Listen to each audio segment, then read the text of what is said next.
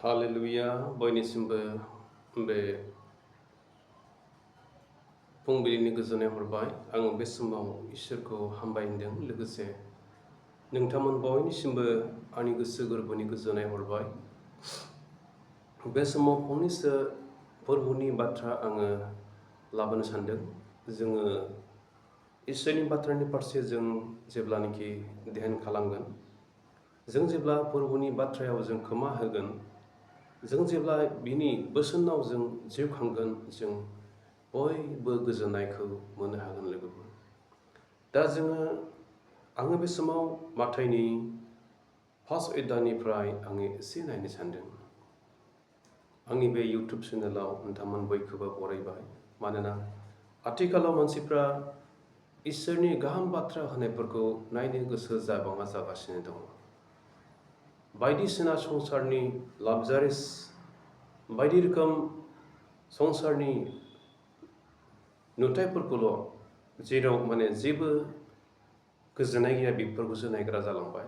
इसोरनि नंगौ रावफोरखौ बुंनायफोरखौ मानसिफ्रा खोमा होनो गोसो गैयै जालांबाय।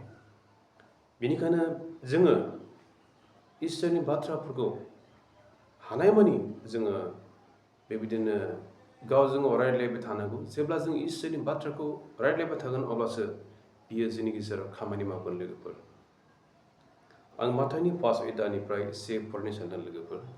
बेवहाय जोंखौ माबायदि बुंदों? माथाइनि 5 बेनिनो 5निफ्राय 6-7खौ आं फरायगोन बे समाव।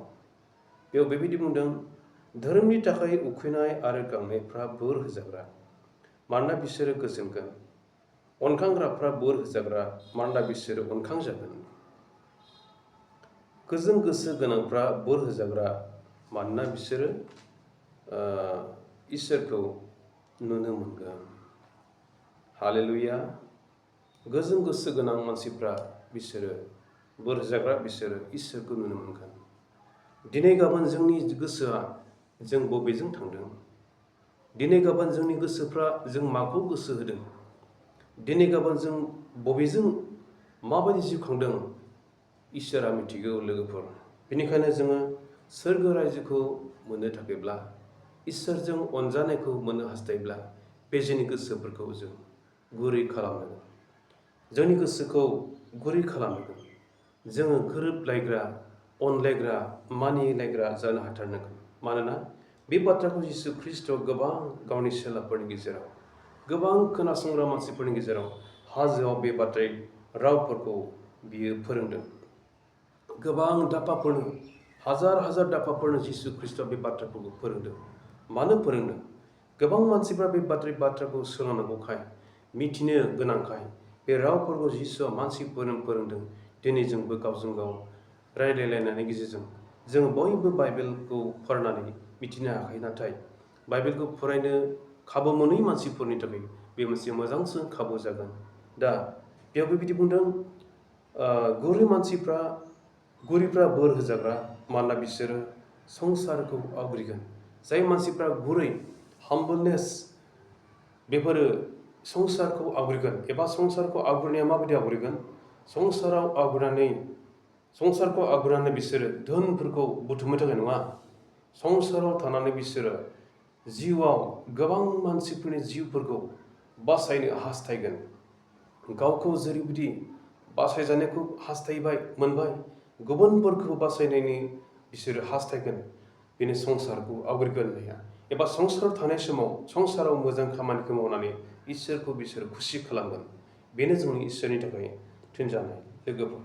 आरो जोङो नुदों 6 पदआव बेयाव बेबायदि बुंदों, धोरोमनि थाखाय उखैनाय आरो गांनायफोर, बिसोरो बोर होजाग्रा। जायफ्रा धोरोमनि थाखाय, इसोरनि बाथ्रानि थाखाय, जिउनि गोजोननायनि थाखाय आरो सोरगो रायजोनि थाखाय, जायफ्रा मोजां बाक्यफोरनि थाखाय गांदों आरो उखैदों, गांनाय आरो उखैनायफोर दं, बिसोरो बोर होजाग्रा।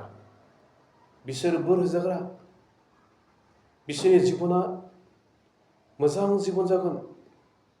मानोना बिसोरो गोजोननायखौ मोनगोन। जेरैबायदि बिसोरो, हमना ला जोङो जेरै दै गांबा बबाव मोनलोंगोन बबाव मोनलोङा, बायनानैबाबो जों दैखौ लोंनानै लोंनो गोनां जायो। ओंखाम उखैबा जों गोजानाव थांनायाव जों ओंखाम उखैबा जोङो खाथियाव रावहाबो सिनायनाय गैयाबाबो जों हटेलफ्राव बायनानै जायो। दा बेबायदिनो जायफ्रा जिउआव धोरोमनि थाखाय उखैनायफोर, धोरोमनि थाखाय गांनायफोर, बिसोरो बोर होजाग्रा। इसोरा बेबायदि मानसिफोरनि गोसोखौ सुफुंगोन। इसोरा बेबायदि मानसिफोरखौ बोर होगोन, हेफाजाब होगोन आरो बिसोरो बोर गोनां जागोन। आरो जोङो 7 पदआव नुदों, गोजों गोसो गोनांफोर बिसोरो बोर होजाग्रा। गोजों गोसो, क्लिन गोसो, गोथार गोसो गोनांफोर, मोजांखौ सानग्रा गोसो, बिसोरो बोर होजाग्रा। मानोना बिसोरो फोरबोखौ नुनो मोनगोन। दिनै जों गोजों गोसो जानो, गोजों गोसो गोनां जानो नाजादोंना नाजाखै जोङो जिउआवहाय गाव गावखौहाय दांग्रोमनि। जिसुआ बेबायदि बाथ्राखौ जोंनो फोरोंबाय। जोंनि गोजों गोसो गोनांफोर बिसोर बोर होजाग्रा। मानोना जोंनि बे गोसोआनो फोरबोनि थाग्रा गोथार मोनसे टेम्पोल नांदों, हलि टेम्पोल। जोंनि बे गोसोआनो, जोंनि बे मोदोमानो फोरबोनि जिउआ बेयावसो थायो। जोङो मिथिगौ प्रथम करिन्थनि 1:3 16 जों फरायलांनो। 1 करिन्थनि 3 16 जों फरायला बेबो मिथिनो हायो। बेयाव बेबायदि बुंदों, नोंसोरो मिथिया नामा? नोंसोरनि गोसोआनो दि आंनि खुलुमग्रा न', मन्दिर, बेखौ नोंसोर जुदि नस्थ' खालामब्ला आंबो नोंसोरखौ नस्थ' खालामगोन होननानै जिसुआ बुंदों। बेनिखायनो बे बाथ्राया दिनै जोंनि गेजेराव जों बेरखांनांगौ। जोंनि गोसोआव दि फोरबोआ अरायबो खामियो। जोंनि गोसोआव दि अरायबो फोरबोआ नम्र खालामनो, गुरै खालामनो, जोंखौ धार्मिकता खालामनो गोसो जायो। जों बेखौ मिथिनांगोन लोगोफोर।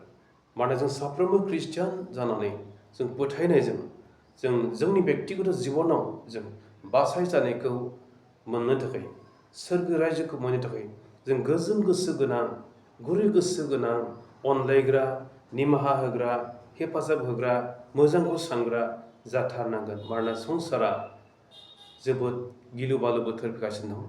बेखायनो जों गावबा गावनि जिबनखौ परिस्कार खालामनानै जोङो इसोरजों नाजावजाथाव जों जानो नाजानि। हामबायसै। बे फुंनि समाव आं बे मोनथामसो पदनिफ्राय बुंबाय। नोंथांमोन बयखौबो इसोरा बोर होथोंसै। जिसुनि मुङै आमेन।